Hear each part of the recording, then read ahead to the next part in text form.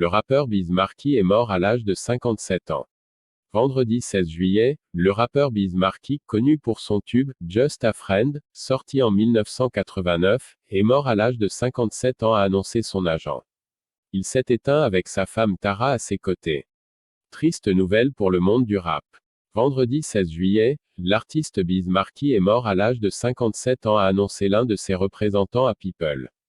C'est avec une profonde tristesse que nous vous annonçons, ce soir, avec son épouse Tara à ses côtés, que le pionnier du hip-hop Biz Markie est décédé paisiblement, peut-on ainsi lire dans le communiqué. Une disparition soudaine, tandis que les causes n'en ont pas été révélées, et qui laisse de nombreux fans éplorés. Biz Markie, né Marcel Theo Hall, était principalement connu pour son tube Just a Friend, sorti en 1989, et qui figure sur la liste des 100 meilleures chansons de rap de tous les temps.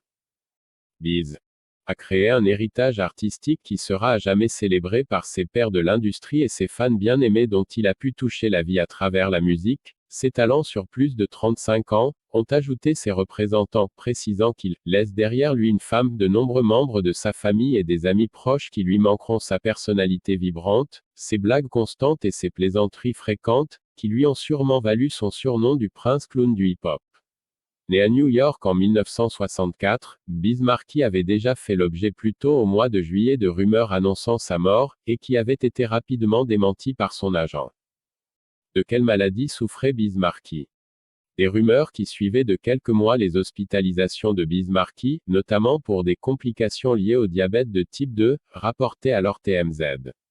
Après avoir sorti son premier album, Going Off, en 1988, le rappeur a connu son plus gros succès un an plus tard avec l'album The Biz Never Sleeps, où figure son titre Just a Friend.